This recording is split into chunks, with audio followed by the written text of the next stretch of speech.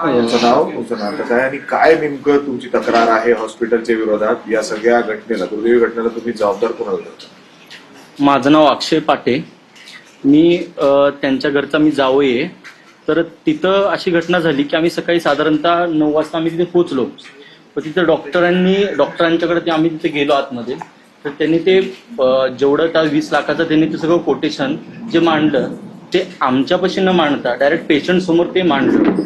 तर ते मांडत असताना त्यांनी सगळं एक्सप्लेन केलं आणि तिथं सांगितलं त्यांनी 10 लाख रुपये मिनिमम तुम्हाला आता भरावं लागेल, तरच आम्ही पेशंटला ॲडमिशन फॉर्म भरून आम्ही ट्रीटमेंट चालू करू.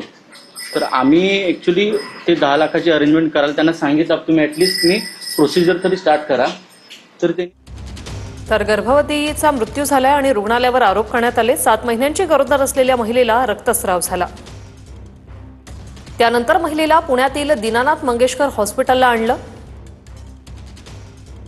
आधी 10 लाख भरा तरच ऍडमिट करू असं रुग्णालयाने सांगितलं.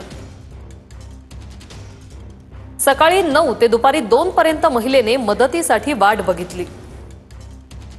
शेवटी गर्भवती उपचारासाठी वाकडमधील हॉस्पिटलमध्ये गेल्या. 2 जुळ्या मुलींना जन्म दिला, मात्र रक्तस्रावाने या महिलेचा मृत्यू झाला.